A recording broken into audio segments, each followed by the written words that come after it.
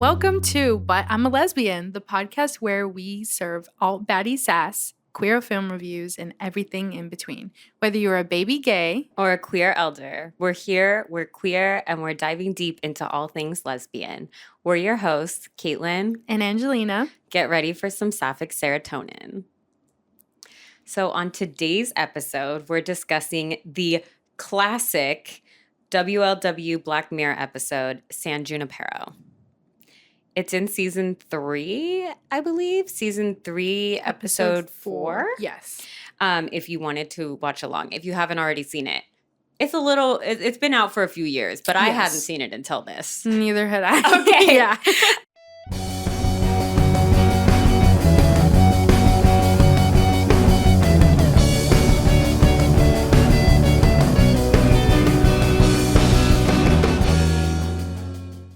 So did you like this episode or the one we talked about last week, the Hotel Reverie one, better? Or did you hate both of them? No, I'm just kidding. I'm like, okay, I didn't hate Hotel Reverie. Again, spoiler, if you want to go watch this, go watch it. But I do like this one more just because they have a happy ending. And I love happy endings. So okay. Yeah. I don't know. I think when I first watched them both, I liked Hotel Reverie more. Okay. I don't know. I like them both for different reasons, but I felt in my mind that I had to choose one that I liked more. It reminds me of like when I was a kid, it was very much you had to be NSYNC or Backstreet Boys. You couldn't just like You couldn't do both. You had to be one. Oh, so okay. I was NSYNC all the way. Oh. My wife was Backstreet Boys. We still argue about this sometimes. But now we know that Justin Timberlake, who I thought I was going to marry, he's a fuckboy. Yeah, he is. Sorry if you're listening, Justin. Just kidding. I know you're not. Sorry if you're listening, Jessica Biel. I thought he was really cool. I liked his like luscious ramen noodle hair. Oh my God, the ramen noodle hair. Yes. Yeah, it was so cool. But yeah, my wife, it just makes me laugh because there's always like when you're a lesbian and you have to like pick a guy to have a crush on. You're like, which one? She loved Kevin from the Backstreet Boys. You know, he was like the old one. Yeah. But actually, he's like kind of good looking. Like he's aged well, but it's just so funny because everybody picked like Nick Carter or maybe AJ if they were like a little edgy. And she's like, I love Kevin. She's like, yes, Kevin. So attracted to him. So weird. Anyway, do you have a hot take on this episode? I do. Okay, I do have a hot take. I'm very curious. Yeah, okay. Tell me. Because I'm wondering if it's going to be the same. Okay, so there's a part where Yorkie and Kelly, the two mains, are arguing because Yorkie wants Kelly to pass over with her. And she just can't seem to understand because Kelly just said, well, my husband didn't, you know, and like I loved him and I kind of want to be with him. She reveals that she has a daughter, that things get heated. But before that, Kelly slaps Yorkie. And I feel like that there's no need for that. I don't like violence in any type of relationship, whether it's between two women, two men, man and a woman. It's like there's just no need for it. And I feel like that was just overlooked. Yorkie was just like so shocked. And I'm like, what the fuck? It's almost like normalizing it, like making it okay. Yeah, where it's like, oh, she's so heated and something. she's just like this like outgoing person. Like, of course she's going to slap her. But I'm like, what the fuck? Don't slap her. Anyways, that's my hot take. Oh my gosh. Okay. I forgot that even happened. Yeah. So now I feel like a jerk because I would have been mad about that too, but I forgot. But it's okay because they like don't really touch on that. It's just something that happens and like they go on, you know?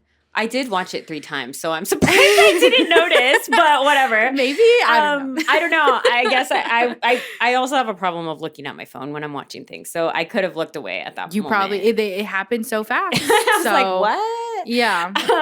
What is your hot take? Okay, I don't really have one, and that's the thing. So I don't have a hot take, but I have an interesting question. So maybe instead of a hot take, I have a hot or a warm cue. Yeah. Like, I don't know. Because I don't know. I just kept thinking about this. Okay. So in this other world, like in San Junipero, where we will talk about it more when we get into the recap, but basically it's like your consciousness, like your memories are like uploaded to the cloud. And then you're like living, even though you're dead, like you live on forever in this world. I want to know, What about the people that are in San Junipero that have to work, like the bartenders? Mm-hmm. Do they get a discount, or did they really choose to work for their afterlife, or are they fully not real? Because she talked to a bartender and asked, "Where's Kelly?" And he said, "Oh, you should probably try." Is this when did he say try the 90s, or did he say try the Quagmire? No, he said try Quagmire. Okay, yeah. So I'm like, because I wouldn't choose to work for, I'm dead. I don't want to fucking work. But I wonder if you get a discount if this is for people, because it's very expensive, it seems, to do this. So I wonder if it's like, well, this is a different Black Mirror episode that I watched, but there was something similar where it was like, to get these things, you had to like subscribe, and like they kept raising the price. Okay. So I wondered if it was something like that. Like these people get like half off because you have to work for eternity. I don't know. Okay. Did you think about that? I did not, but that's all I could think about. Maybe they like choose to. Okay. Maybe they're like, this is fun, but that guy was there. That guy, some people do love working. Not me. I know I don't, but maybe either one, they are like, they switch off, but so far each time like that Yorkie goes there, he is the bartender. Yeah. So I'm not really sure about that. I want to say there should be some kind of benefit for that. Yeah. But what if they're there part-time? No, but then they're there all the time. So, actually, I don't know. Well, I don't know, because you can go there for like 5 hours, but I felt like if you could only go there 5 hours, would you really choose to work? So anyway, that was my question. But maybe he lived, like you said, they're like... Oh, he works part-time, but he's there full-time in San Junipero? Yeah. I thought you meant he was doing the thing where he's like only goes to visit for a few hours. No, and I was like, why would you work during your few hours? He's like picking up a quick shift, an extra shift in this alternate universe, whatever. Well, if anyone has any theories on this, put it in the comments. I tried to look it up on Google, and I don't really think anyone else cared about that, but I care. So if anyone else has thought about this, let me know. So coming up next, we'll dive into the recap. But first, we're going to take a quick break, then get ready to strap in for a wild gay ride through the decades. Welcome back to But I'm a Lesbian. This week, we're discussing San Junipero, Season 3, Episode 4 of Netflix hit show Black Mirror. So, this one I feel like was a wild ride because it, like you said, I want to say it's a little bit like Hotel Reverie, like in that AI realm. Do you know what I mean? But this is apparently the OG Black Mirror lesbian episode that almost everyone has seen, minus Caitlin and I. So everyone except us we're just seen this. Really behind on this. Yeah, it's because I was so upset about the pig thing. You said that fuck I Black was Mirror. like, fuck that show. You're gonna have bestiality. I'm very offended by it. No, but it's now I like it. But not Season 1, Episode 1, girl. Yeah, only the 2 lesbian episodes. Those are the only 2 episodes we fuck with. So don't recommend any other ugly episodes. But maybe the one with Annie Murphy, because that one was okay. Alexis from Schitt's Creek. I watched her episode because I wanted to be supportive. But it's okay. The lesbian ones are the best ones. I agree. Okay. So the episode starts and we see a woman going into a nightclub, and we know that this is Yorkie. So she's in there. It's very 80s, if you can tell. It's very 80s. People are dancing. There's like an arcade. There's, just everyone having fun. But this person, which is Yorkie, she's just kind of unsure of herself.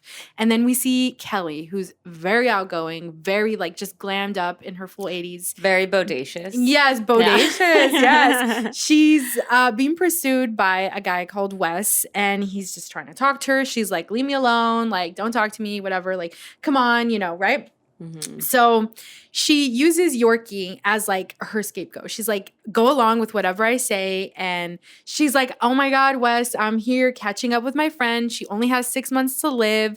And Yorkie goes along with it because she's a girl's girl. So she's like, okay, yes. Yeah. And also because she probably was like, she's pretty. Yeah. I feel like that's the whole reason why she went in there in the first place, because she was like, oh, pretty girl. Like, let's go in this there. way. Yeah. Okay, good. Yeah. I was like, is it just me being like, no, too I gay? think that was her plan. Yeah. So they go along, they start talking, they get to know each other. This is Yorkie's first time here. Kelly's just like, oh my God, well, let me show you like what you're missing. Like, let's go dance. So Yorkie's like, 2 girls? You mean like we're going to go dance on the dance floor? And she's like, yeah, let's go. Yeah. So they go to dance. Everything seems to be going okay. Kelly's just living like her best life. Like she just does not have a care in the world. Yeah. And Yorkie is like starting to notice everyone around her. And she's like, no, I can't do this. She gets overwhelmed and she goes outside and Kelly's like, what the fuck? So she follows her. She's like, everyone was staring at us, like, you know, because we're 2 girls dancing. And Kelly's like, oh my God, the folks here don't care. They're not uptight like that. But Yorkie's still like, no, you know, she's like, I don't really like that. Mm-hmm. So a lot of flirting goes on. Kelly is very much, I want to say, a dom femme. She was giving Violet. She was giving Violet. From Bound. Was she not? I literally wrote, I'm like, she's giving dom femme because she knows exactly what she wants and she's like going for it, you know? Wasn't she literally at one point, she was like, do you want to go to bed with me? I was like, oh, girl. She's like, okay. She like puts her hand on her, like, because they're sitting outside and it's like, you know, the atmosphere is like just right. And she's like, do you want to go to bed? And then she's like, do you want to go to bed with me? Yeah. And Yorkie's like, oh my God. She's like, what the fuck? And she's like, well, we only have 2 hours left. So they keep mentioning like this time limit thing. So you're getting like a vibe, like something's different here, you know? Yeah. Most people wouldn't, you know, they'd be like, I have the entire night. But Yorkie declines because she's like, no, it's because I have a fiance. Mm-hmm. And like, that's the only reason. Kelly's like, it's all right. Like, it's totally fine. Like, it's okay to say no. Like, it's okay. You can turn me down. But Yorkie's just like, no, that's the only reason. So they leave. It's a week later. They're back at the same place. It's still the 80s. Yeah. And Yorkie sees Kelly and this random dude that looks like a young Nick Cage. That's the vibe that I got in Valley Girl. I don't know if you guys know that. But okay, he looks like him. My wife always makes fun of me because apparently I used to have a crush on Nicolas Cage and I don't remember it. And my mom told Wa about it. So she's like, she told Wa, your boyfriend, Nick Cage or whatever. And I'm like, well, he used to be better looking. He has an interesting nose and I am attracted to interesting features. And his personality, like the roles that he picks, I feel like they're just really out there. Yeah, but he's kind of like a weird guy. Overall, like, didn't he marry Elvis's daughter because he was like obsessed with Elvis? Did I make that up? I heard that. I genuinely have no idea. So correct us in the comments, please. So let me know if I made that up. Yeah, we will fact check this later. Yes. Anyway, I'm so sorry to interrupt you to talk about my weird crush on Nicolas Cage when I was 9. So she leaves. It's a week later. Kelly's flirting with this guy and she knows Yorkie's there looking at her and she's dancing, she's talking, but she's like making very like intense eye contact with Yorkie to be like, you know, you see me, you know, and Yorkie's just like following them everywhere basically, kind of like waiting for a chance. So eventually Kelly tells her date, I have to go to the bathroom. Yorkie follows and she's just like, you have to show me what to do. Like, make this easy for me, basically. Oh, yeah. You know? And Kelly's like, oh, okay. Like, she's like, do you want to get in my car? And Yorkie's like, okay, yeah. Okay. And she's like, yes. Also, okay. In Bound, we talked about Yorkie. That's so funny. But yeah. Aside from that, the red truck. I love how Kelly had a little. Oh, I thought you were gonna talk about how Yorkie was a dumb name. I was like, I agree, because Kelly's like the dog. Yeah, I was like, okay. Yeah. She was trying to be edgy. Okay, yeah, I don't know, but she had like a red Jeep thing. Yes, she had like the red Jeep thing, right? Which I was like, oh my God, yes, Flashy. power move, right? Yeah. That's what I was like. It makes sense for her to have this. Yes. So they go back, and again, Yorkie's like, you have to show me what to do because I've never done this before, and Kelly's taking the lead. Like she's literally like, don't even worry. So they have sex, and then after they are talking and they're just talking about their experiences. So we find out that Kelly was married to a guy for a really long time, but she always knew that she was attracted to women. She just never acted on it because she really loved her husband. And, you know, she's like, yeah, like I'm attracted to both. But they were monogamous. Yeah, they were monogamous, yes. And then Yorkie's like, okay. She's never had sex with anybody and she's never been in a relationship. But Kelly's like, your fiance, what do you mean? She's just like, it's complicated. Yeah, it's a whole thing. Yeah, so then they look at the time and it's 11:59 and Yorkie's like, can we just lay here? So they're like, okay, cool. Goes black and here it is another week later. So Yorkie's getting ready to go out. obviously to Tucker's, the same place, and she's looking, but we see Kelly is confronted by Wes, who is like, please, like, give me a chance. Like, I know we had sex, but it was more than sex. It was a connection. And she's like, it was just sex. Yeah. She's like, no. She's like, go find, there's so many other people here in San Junipero. Go to the Quagmire. Like, go anywhere. Please, just leave me alone. So she blows him off. And he's like, all right. So, oh, no, that was before. Yeah, at some point he comes back. At some point he comes back and she lets him know, like, no, like, you know, she keeps saying, do you want me to red light you? And he's like, no, please don't do that, whatever. Yeah. So you get this, like, vibe that something's, like, going on with that. Yeah. So then another week passes, but then Yorkie can't find Kelly. So then that's when the bartender is like, go to the Quagmire, which Yorkie doesn't know what the Quagmire is. And Kelly's like, if you don't know what that is, you're better off knowing what it is. Yeah. So the only way that I can describe the Quagmire is, like, this BDSM club, but, like, also there was, like, fighting. So, like, / fight club. It was, like, all the vices that people have. Or, like everything. Just fucked up things that are, like, in human nature that people like. It's like that's where they just decided to, like, be. And so Yorkie's like, oh my God. And she runs into Wes, and Wes is like, oh, hey, you know. And he's like, oh my God, you too? And she's like, yeah, like, have you seen Kelly? I don't know where to find her. And he's like, try a different time. She was in the 80s, 90s, and one time in 2002. And so she's like, okay. So then at this point, we now know. They're able to travel. That they're able to travel, yeah. So then after, she's trying out all these different times, but she still can't find Kelly. She's like, oh my God, where's Kelly? Until they land in 2002 and she sees Kelly, like, having fun, doing the little, like, let's dance. You know, I'm like, oh yeah, Dance Revolution or whatever. Like, dancing. She's having fun. And Yorkie's like, what the hell? Like, why did you not, like, say anything? Like, I've been looking for you. And Kelly's just like, what are you talking about? Like, you know, and Yorkie's like, it's about manners. And Kelly's just like, I'm having fun and this isn't fun right now. So I'm like, oh my God. So basically Yorkie tells her, like, you don't understand. And I feel like Kelly just wants to be a party girl. She just wants to have fun. But Yorkie definitely caught feelings for her. And, you know. Well, she kind of should have thought about that when she knew that she had never done anything with anybody. Yeah. And she's like, yeah, let's do this. I mean, not to say that everyone gets attached when they, like, first have sex with someone, but I feel like you could tell that she was, like, falling for her. And, you could see. Yeah.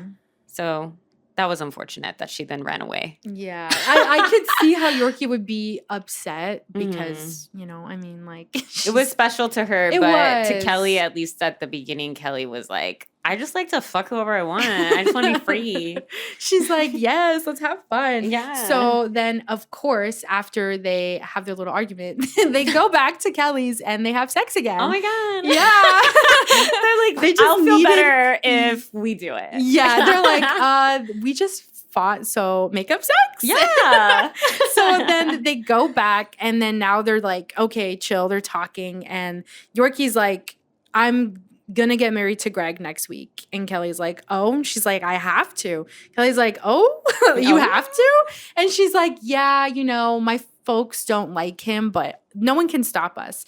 And so they start talking more. And basically Yorkie tells Kelly, you wouldn't really like me. And Kelly's like, try me. Like, I am dying. Like, they said I have 3 months to live, but who knows how long I really have. And so they tell each other where they actually live. So Kelly lives in Carson City, Nevada, and Yorkie's like, okay, Santa Rosa, California. And Kelly's like, well, I'm going to make it happen because, of course, she's dumped him. She's like, I'm going to go. Yeah. So she's like, I'm going to go visit you. And so then we see this, like, very futuristic looking car, futuristic looking, like, town. And there's an older, what we assume and know is an older Kelly with her caregiver. They're going to go see Yorkie. They're at this place.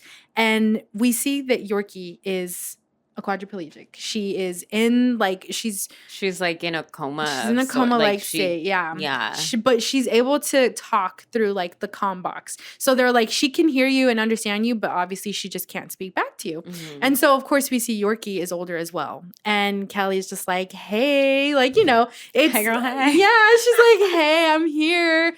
it's nothing for her because, I get Yorkie being very hesitant to tell her, but it's also like, she's she like, told you I'm also dying. old. Yeah, she's like, I'm also old. Like, why would I Yeah. not, And so before Kelly leaves, Greg, the man that Yorkie's supposed to marry, is like, oh my God, I'm Greg. Like, let's come have a chat. Like, let's go get a coffee. Yeah. I was going to say, let's go get a drink. Oh my God, I'm Greg.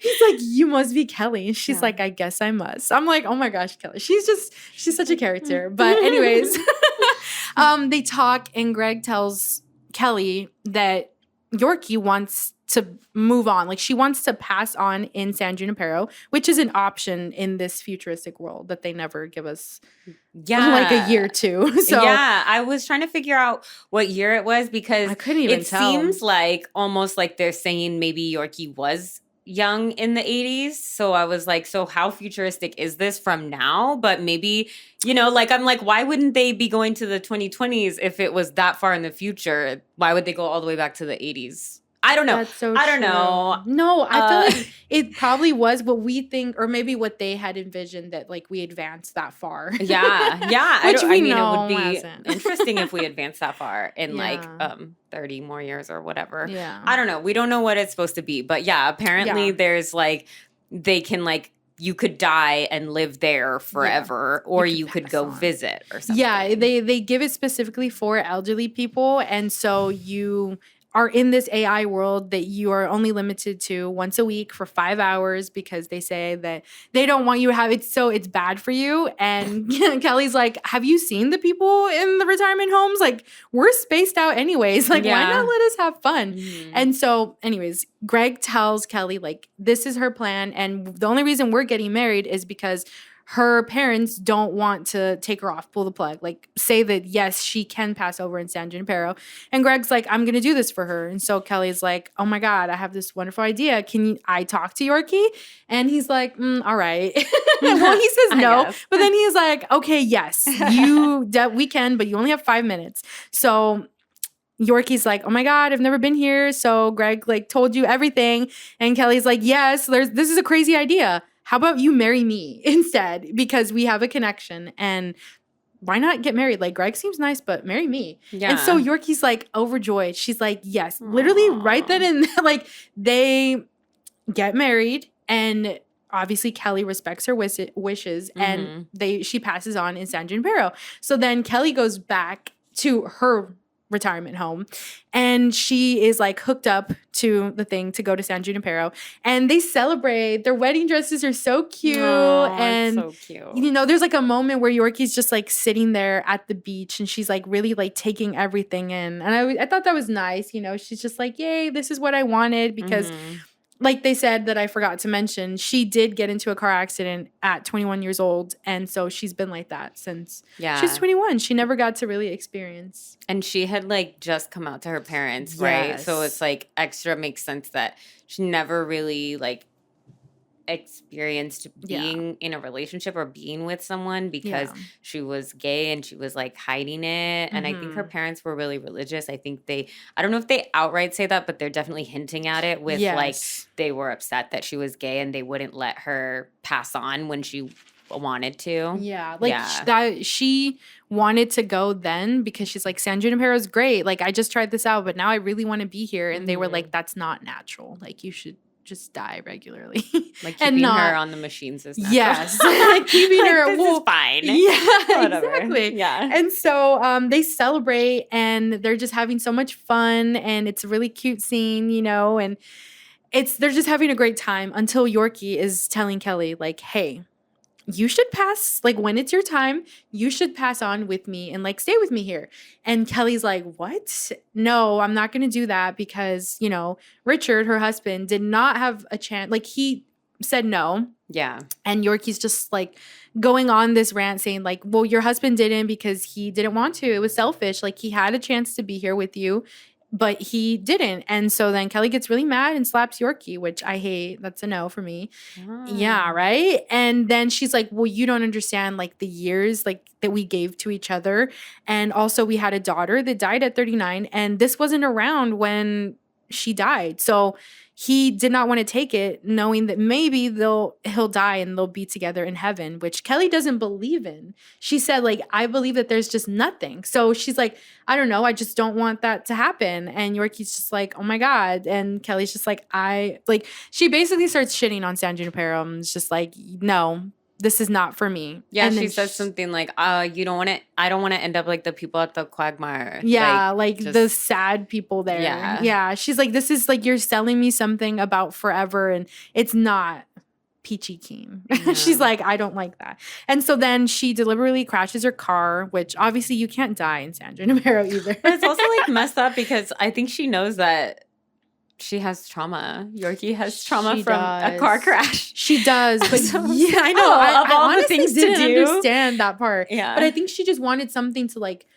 kind of like, I guess, be snap like, out of it. This isn't real. Oh, yeah, okay. Because in This Isn't Real, that is a good guess because earlier she like punches the mirror and then she like looks at her hand. The mirror like replaces it, it fixes itself, and there's nothing on her hand. She's just like, nothing is real. Like this isn't real. So yeah, so she's like, she wakes up, she's in the retirement home, and she's like really thinking. And like the next couple of days, she's just contemplating about what could be. And you can tell her health is declining because, you know, she's older, she has cancer, and she's sitting with her caregiver and she's just like, you know what? Like, I think I'm ready. And her caregiver's like, ready for what? She's like, all things considering, like, yeah, like, you know, like, yeah, whatever she said was not so specific. Like, she's just said, okay, then all things considered, I guess I'm ready. Yeah. And then the caregiver's like, for what? And she's like, for the rest of it. Yes, that's what it was. Because I was like,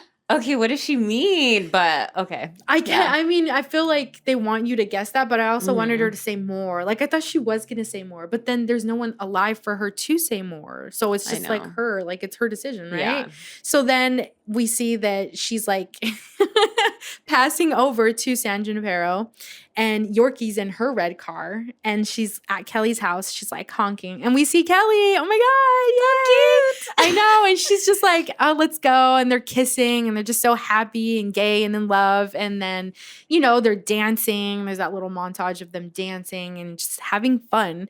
And I feel like even though I think the only like part that they had the conflict was Kelly just not like getting out of San Junipero and not going for however long she didn't. Yeah. Which a part of me thought that she wasn't going to go back because she was so upset with Yorkie. Yeah. And also, I have another question, like similar to yours, but are they allowed to go to different times? Or do they just stay in the time? Okay, no, I wondered that too. Because what if Yorkie was in a different time? Yeah, no, I wondered that too, because I was like, do you have to be like, I'm going to live in 1987 forever? Yes. Or can you be like, hey, do you want to go to 2002 with me for a little? Yes. And like, you can go there. I kind of feel like once you're dead, you're stuck in that time, but I don't think it ever specifically says. Yeah. I don't know. I did think that was interesting. Right? I feel like maybe they're allowed to, because after, when they got married, Yorkie just like magically had on a wedding gown. So to me, I just think they can like go back and forth. But for a split second, I was like, oh my God, what if she's like in a different time? And you didn't know. You didn't even go back to be like, hey, okay, I'm not mad at you. I'm going to pass over. Stay in this time with me. Yeah. Oh my God. So as you know, as I've mentioned so many times already, I love happy endings. That was a wonderful happy ending to me. And I really enjoyed it. It was a happy ending. I read some theories online where people were saying that they didn't think that it was a happy ending, but I don't remember what the theories were. Basically, they didn't think that she actually passed over, like that it was like something else, like it was in Yorkie's like mind or conscience. But I feel like we don't see Yorkie anymore after this. She's not even seen after that entire fight, and it's just Kelly, and it's like Kelly's decision. I agree with you. So, I just was confused when I was looking things up, and I saw all these like Reddits with their own like ideas. But then the creator, I think, said, "No, you guys are wrong. it's what Angie said." Yeah, exactly. That's exactly what he said. I reached out to them way back then, and I like completely forgot about this. I was like, I'm thinking about watching this show in like 5 years. When did this come out? I think like maybe it was longer. It was like 2016. Oh my God, it wasn't even out yet. It was my closet itself saying like, reach out and tell them that this needs to be a happy ending. They need to address this in some sort of interview. Oh my God, no. Yeah, well, I'm glad you did that because it was a happy ending. Yeah, credit to me. Yes. So now, here's the moment that you have all been waiting for. Our version of Fuck, Marry, Kill, Munch, Merge, Murder. So our options are limited. We have Yorkie and Kelly, of course. And you said you didn't remember, but there's a beginning scene with this girl when they're first dancing on and Yorkie's like so shy about it. There's a girl dancing behind Kelly and it seems like she's dancing with like 2 other people too. Mm-hmm. But that's who we have. There are not a lot of women in here. I mean, yeah. So I don't know if this is a curveball or not, but it could be. I would murder Yorkie because she really wanted to die, and I'm doing her a service if she was still alive. I love that. Yeah. And I would marry Kelly because I mean I would merge with her, but. Right, same thing. I would U-Haul with her. We would live together, and she'd give you some pushback, but then she'd be like, we would be unofficially married. And then, if I was still in my drinking days and I was single, I guess I would probably munch that girl that I don't even know what she looks like. But if I was drunk enough, I don't know, I would munch the girl behind Kelly on the dance floor in the beginning scene. What about you? I love that. That was very unexpected. Like, I don't know. So, okay. I would definitely merge with Kelly. Okay, yeah. I would munch Yorkie. I'm not as gracious as you to murder her. To give her what she wants. Yeah. I'm just going to munch you, Yorkie. And then I'd kill the girl behind Kelly. Okay. Yeah. What if she's a really nice person? We'll never know. I just don't know her. I don't have a connection. They didn't tell us anything about her. She's just then that's probably really mean because what if she didn't want to pass over there and I kill her? Okay, but honestly, if anyone listening to this happens to know the extras from this episode, can you? We would love to interview the girl behind Kelly on the dance floor in the beginning scene because I'd like to know her take on all of this. Anywho. Okay, so I am interested to know what would you rate this 1 out of 5 cherries? Okay, I would rate this a 5 out of 5 cherries. That's the highest rating you've given anything because you didn't even give Bound that, and I was so Bound surprised. Had a happy ending. I know, and I love that movie. There were too many men. There were. I feel like I love that there weren't just too much of anybody. It's just really Yorkie and Kelly. Yeah, that's true. That was nice. Like, right? What's your rating? Yeah, I'm gonna say 4 out of 5. Okay. Because I just was so torn. I liked Hotel Reverie. I feel like the same amount. So I liked it. I did think something that I thought was really interesting about this was that it really made you think about like life and death and like, like I'm thinking about the husband, like if that was my wife now, like I'm like I would want to just die and go to blankness with her, but at the same time, it's like now she found this new person. It's just like so many levels. So it was interesting. Anywho, if you're enjoying But I'm a Lesbian, please head over to our Instagram and TikTok and follow to stay up to date on our newest episodes, hot takes, and breaking gay news. And sometimes WLW history, which we're going to go into a segment of next. Follow at But I'm a Lesbian Pod on TikTok, Instagram, and even Facebook. Okay, welcome back. Now it's time for our educational segment, WLW history, brought to you by Monster Energy, Unleash the Beast. I'm actually just kidding, but I wish they would sponsor me because I love Monster. So maybe someday reach out if there's any lesbians working there that can put in a good word. We would love a sponsorship. Anyway, Angie's going to give us a history of carabiners. Yes. Okay. So I feel like everybody knows that carabiners and lesbians just go together. Like, I feel like most lesbians wear it, right? However, except me. except you, but that's okay. But like most do. It's true. Most do. And I feel like when you see that accessory, you automatically are like, ooh, lesbian, right? Yes. So, right? Like that's what I think. I'm like, interesting. Like, I'm like, are you? So flagging has always been something that people in the LGBTQ plus community have done, especially back then when it was not safe to identify as gay, you know? I mean, you have to have these like little things, secret things that other people in the community knew, like that means you're a lesbian, which of course now it's like so popularized that they're like, yes, we already know, not just people that are gay. So but back then it was a very like sacred thing, I would say, until straight people found out, of course, because they ruin everything. Sorry, guys. I can't go a single sentence without saying anything bad about a man or gay. But so some things were subtle, other things were not. But specifically, carabiners got very popular, and people were saying, okay, that would signify that you're a lesbian. However, what I had shared with Caitlin was if you had it on a certain side, then that would mean that you are either a top or a bottom. So left side is a top, right side is a bottom. And I wear a carabiner, but I did not know the side meant a certain thing. And I think I told you, and you did not know that it even meant top or bottom either, correct? No, I didn't know that. Yeah. So I was very interested because I thought there was like this resurgence of them saying like, okay, yes, carabiners equal lesbians, but also this just means you're a top or a bottom. However, this was something that they coined in the 70s. Really? Yeah. Can you believe that?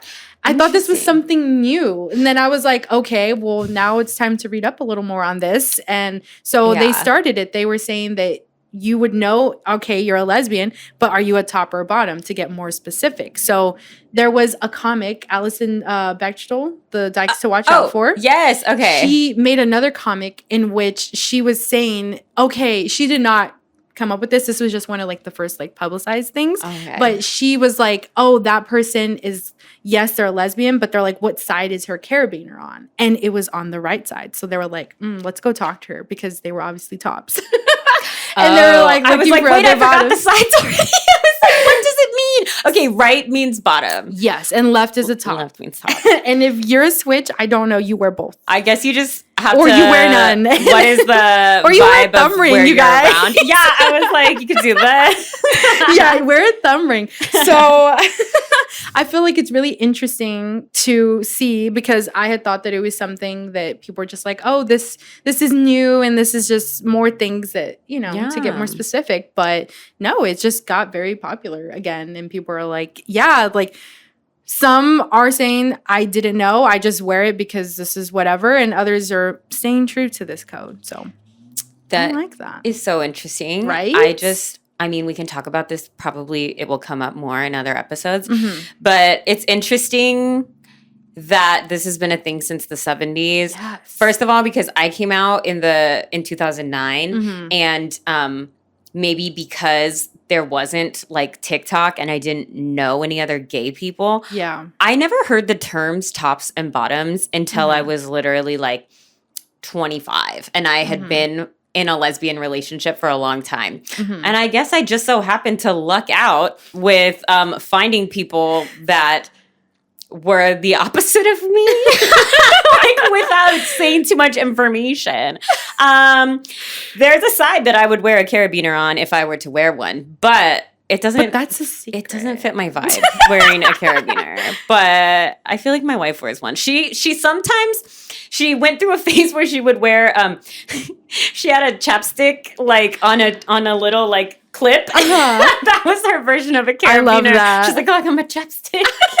Which is also like so gay, because I think that is gay. There was a while where there were like lipstick lesbians yes. or chapstick lesbians. Yes. And then then there's like the studs and femmes and stems. That's like, I feel like a stem is a chapstick lesbian, but just like the white version would be a chapstick lesbian. Yeah, I think so. I don't know, but I'm learning so much. So I love that you did this, dive into this.